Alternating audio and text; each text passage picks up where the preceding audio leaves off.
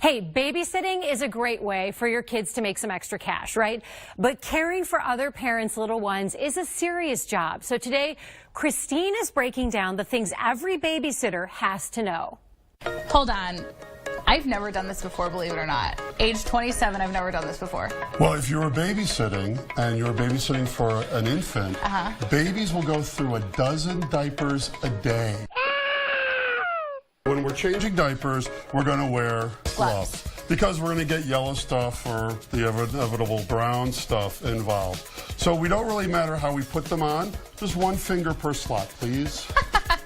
Now, when we go to do the diapering, one of the first things we want to remember is we never leave baby alone. No. So we want to make sure we get all our supplies together and we have baby with us. Now, if baby's on a changing table, we can buckle baby in, but we still never leave baby alone. Now, when we take off the diaper, it's got Velcro tabs. Now, you'll notice I'm not just flinging the diaper off because I don't want to get peed on. Right. Sometimes babies do that. So we're going to take off our diaper. We're going to pretend that we have wipes here, and we're going to clean our baby. Clean, clean, clean, clean, clean. Okay. And then we're going to put our clean diaper. And you'll notice the diaper has pictures in the front. Help. Okay, So got it. We have Velcro tabs, Okay. which just fasten in the front. Which should be easy for the average person. That's okay. Did you rip your diaper? That. Okay, so here you go. So let's just pretend it works. Right, so no, baby's fine. Okay. So we're going to come up between baby's legs. Okay. We're going to have the back of the diaper there. Wait. And then here we go. We just tab over.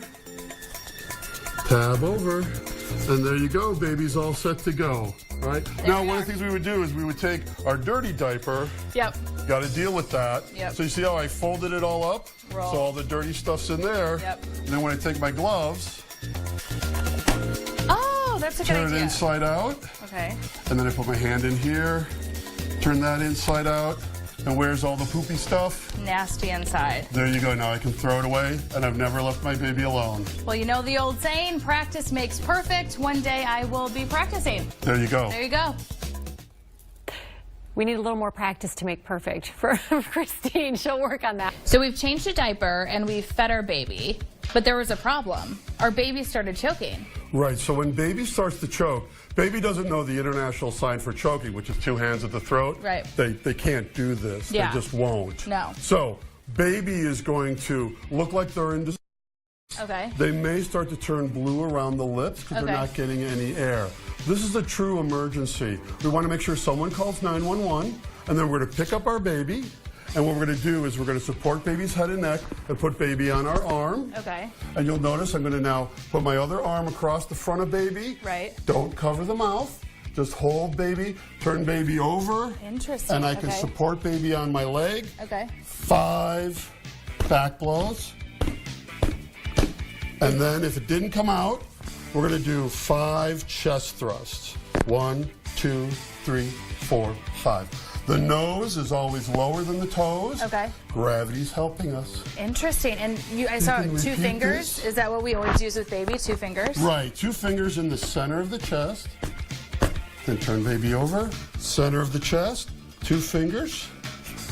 Just like that. Oh, baby popped it out. Starts to cry.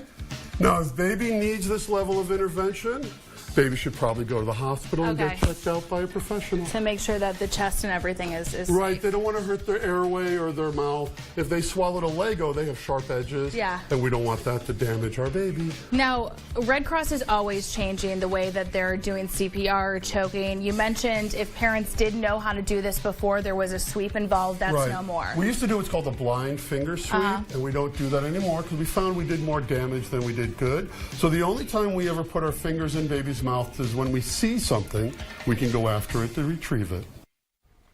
Boy, that's important information to know, whether you have a child who will start babysitting or if you're interviewing babysitters. We know older kids drink whatever's in the fridge, right, when you're babysitting, but you're a teen or a tween and you're babysitting little ones, you need to be able to give them a bottle, and it's important to know how to prepare that bottle. Christine is working on her Babysitting 101 today to make sure sitters know the basics.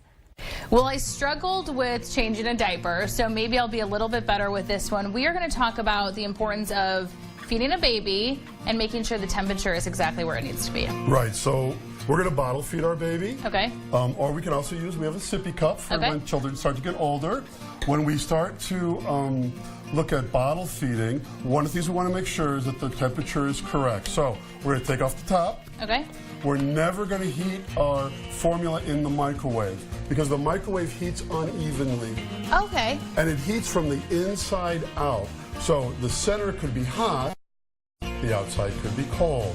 So we never want to heat something in the microwave because when we test it, we might not know if it's the correct temperature. I've seen people take these and put them in a pot with water. Water, right. With warm water, and then that'll warm up the bottle, and that'll warm up the formula. So when we are going to feed baby, when we pick up baby, we always want to support baby's head and neck. Yep. So we have our baby, and we're going to just hold our baby. Yep. And then when we feed them with the bottle, we can check the temperature on our wrist. Okay. And then we're going to feed baby, and we're going to feed our baby with the bottle at an angle. Okay, like that? Just like that. And the reason we do that is we don't want air to get inside the bottle from the bottle to the baby. Oh, okay. Because the more air that baby takes in, the more baby's going to burp out. Makes sense. Do you test it on the inside of your wrist? Is that on the the best inside of your wrist is the best way to do it. So now we're feeding baby. Baby's doing great. Okay. Now baby may take some of the bottle and then be done. Okay. So we're gonna take baby and we can put baby on our shoulder. We put a towel down. Yep. And then we're gonna burp baby. Yeah. And then after baby has a nice burp, then we can put baby back into the playpen. And then for babysitters, what's always important is we tell them that the bottle has marks on it, so we know how much baby has taken in. Okay. How much did baby eat during breakfast or snack time or whatever. And so we can tell mom and dad how much formula baby had while they were out. Oh, okay, that makes sense. A good babysitter doesn't just have the kids asleep by the time the parents get home. A good babysitter knows how to handle an emergency. Christine is learning the basics of CPR. We're talking now about a skill that really everybody should have an idea of how to do. We're talking CPR. So whether you are around babies, whether you're just living your everyday, this really is a great skill to know. So the first thing we do, we check the scene for safety. Is it safe? Because if you get hurt, you can't hurt baby. Can't help baby. Yeah, we don't want to hurt baby. No. You want to help baby. So the scene is safe. We're going to then check the baby. Baby, are you okay? Baby doesn't understand. Now, we don't want to shake baby. One of the things we can do is we can flick baby on the bottom of the foot. Okay, or like tickling? Tickling, rubbing. Okay, so we're not going to shake baby. We just, baby, are you okay? Are you okay? Hello, no response. Baby's not responsive. We're going to tell someone, you call 911. Cool. 911 operators can help us, so we can put our phone on speakerphone, and they can even give us directions. That's awesome. So with baby, we're going to just find the center of the chest. Okay. Okay, so we're going to look at the sternum, not here in the squishy part. So not down here, right here, 2 fingers along the nipple line, and we're going to compress about 1.5 inches or 1/3 baby's thickness. Okay. So 30 compressions, just like you're doing. And then, when we get to 30, we're going to use our breathing barrier. It covers the mouth and the nose. And we keep baby's head in a neutral position. Okay. Breath. There you go. You see baby? Yeah. You can go fold that out of the way. Right back to the chest. How long do you do this? About a minute? You're going to do this continuously until help arrives. Okay. Now, what if baby comes back to consciousness? That's great. Baby will start to cry. Okay. And then we're going to get baby evaluated at a hospital because we want to know what happened to baby. Exactly. Why did this happen? All such great information, and make sure your teen or your tween knows. Never hesitate to call 911. It is always better to err on the side of caution.